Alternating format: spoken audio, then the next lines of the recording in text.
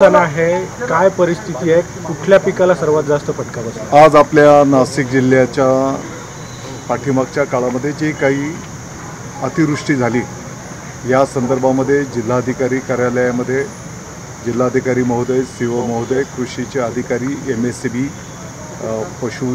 पशुधनचे अधिकारी सर्वांचं एकत्रित बैठक त्या ठिकाणी संपन्न झाली आणि संपूर्ण जिल्ह्याचा आढावा त्या ठिकाणी घेण्यात आलेला आहे।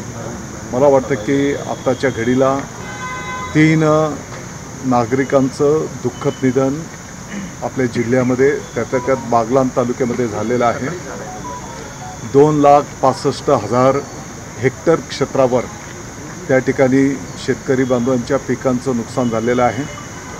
200 पेक्षा जास्ती लहान मोठी जनावरांचं हानी त्या ठिकाणी झालेली आहे आणि साधारणपणे 108 109 मंडळांमध्ये शेती पिकांचं नुकसान त्या ठिकाणी झालेलं आहे आणि त्यातल्या त्यात मका आणि इतरही पिकं, द्राक्ष आहेत, डाळिंब आहेत, कांदा आहे, या पिकांचं नुकसान त्या ठिकाणी झालेलं आहे।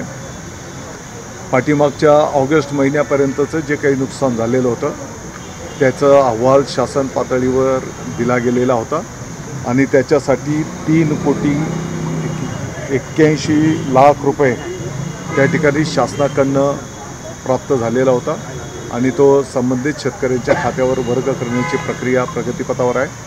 येणाऱ्या 4-5 दिवसामध्ये संपूर्ण जिल्ह्याच्या पंचनाम्यांची प्रक्रिया त्या ठिकाणी संपन्न होईल आणि हा संपूर्ण अहवाल शासन पातळीवर मंत्रालय पातळीपर्यंत दिला जाईल आणि पाठीमागच्या काळामध्ये आपल्या माहितीकरता मी सांगतो की ज्या मागच्या मंगळवारी कॅबिनेट होती तर सोमवारपर्यंत पूर्ण राज्यातनं जे काही अहवाल प्राप्त होते पंचनाम्याचे त्यांचं तात्काळ वितरण शासनाच्या वतीने करण्यात आलेलं होतं 2200 कोटी रुपये राज्याच्यासाठी आणि म्हणून हे पण आकडे त्या ठिकाणी तात्काळ गेल्याच्या नंतर मला वाटतं की दुसऱ्याच दिवशी त्यासाठी लागणारा निधी हा जिल्हाधिकारी कार्यालय पातळीवर प्राप्त होईल आणि तो निधी प्राप्त झाल्याच्या नंतर 8 दिवसाच्या आत संबंधित शेतकरी बांधवांच्या किंवा ज्यांचं नुकसान झालेलं आहे त्यांच्या खात्यावर तो वर्ग केला जाईल।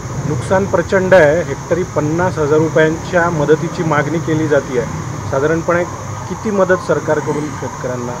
मला वाटतं की आत्ताच्या घडीला NDRFचे जे काही निकष आहेत त्या निकषांप्रमाणे शासन मदत त्या ठिकाणी देते आहे। आता वाढीव मदतीच्या संदर्भामध्ये माननीय मुख्यमंत्री महोदय, माननीय उपमुख्यमंत्री महोदय त्या ठिकाणी योग्य तो निर्णय करतील। ओला दुष्काळ जाहीर करण्याची देखील मागणी होते राज्यभरातून शेतकऱ्यांकडून।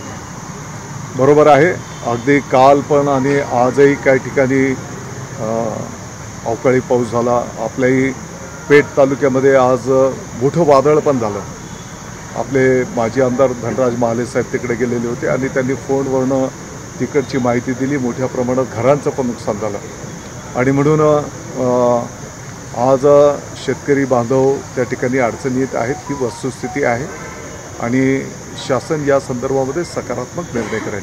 मराठवाड्यामध्ये जी अतिवृष्टी झाली, अनेक ठिकाणी ज्या शाळा आहेत त्या शाळांमध्ये पाणी शिरलेलं होतं। काही ठिकाणी जे शैक्षणिक साहित्य आहे, रेकॉर्ड आहे, ते देखील पाण्यामध्ये खराब झालेलं आहे। अशा ठिकाणी आपण नेमकं आता शालेय शिक्षण विभागाकडून काय पाऊल उचलणार? आम्ही या सर्व बाबींवर लक्ष ठेवून आहोत। मंत्रालयाचं एक अधिकारी प्रत्येक जिल्ह्याचा त्या ठिकाणी आढावा घेत आहेत। किती शाळांचं नुकसान झालं आहे, काही शाळा आपल्याला येणाऱ्या काळात तातडीने दुरुस्त करावे लागतील, काही ठिकाणी अशी पण परिस्थिती आहे की नवीनच शाळेची इमारत बांधावी लागणार आहे। त्यासोबतच काही ठिकाणी घरी पण विद्यार्थ्यांच्या पुस्तकांचं नुकसान झालेलं आहे, तर अशा विद्यार्थ्यांना पण त्या ठिकाणी पुस्तकं शासनाच्या वतीने माननीय मुख्यमंत्री महोदय, उपमुख्यमंत्री महोदयांची परवानगी घेऊन त्यांना ती कशी उपलब्ध करून देता येतील या संदर्भातला निर्णय केला जाईल। आजच माननीय उपमुख्यमंत्री महोदय एकनाथजी शिंदे साहेबांचं त्यांना काही विद्यार्थी आणि पालकांचा फोन आलेला आणि त्यांच्या सूचनेनुसार, आदेशानुसार 12वीचे जे काही विद्यार्थ्यांचं उद्या फॉर्म भरण्याची शेवटची तारीख होती, तर त्याला काही अडचणींमुळे आणि या पूरग्रस्त परिस्थितीमुळे त्याचं मुदत वाढवण्यात यावी अशा प्रकारचे आदेश मुख्यमंत्री उपमुख्यमंत्री महोदयांचे होते आणि त्याप्रमाणे 15 दिवस आता ते 12वीचे फॉर्म भरण्याची पण मुदत वाढवून देण्यात आलेली आहे. दादा, खरं तर राजकीय प्रश्न आहे. भाजपने एक मागणी केली आहे की ठाकरेंनी आता जो दसरा मेळावा होता, मला वाटतं की दसरा मेळाव्याचा खर्च आज अतिशय महाराष्ट्राच्या अनेक जिल्ह्यांमध्ये पूरग्रस्त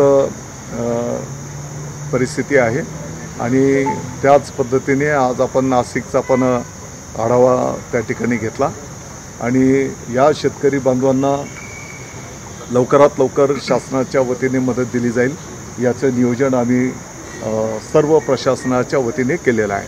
दसरा मेळावा रद्द करणार का असं दादा आपलं म्हटलं जातं. दसरा मेळाव्याची कशी तयारी आहे का? एक छोटा आहे दसरा मेळाव्याची तयारी नेमकी काय काय असणार आहे, आपण त्या संदर्भात आढावा आपल्या बैठक देखील घेते. दादा, दसरा मेळावा आता आताच्या घडीला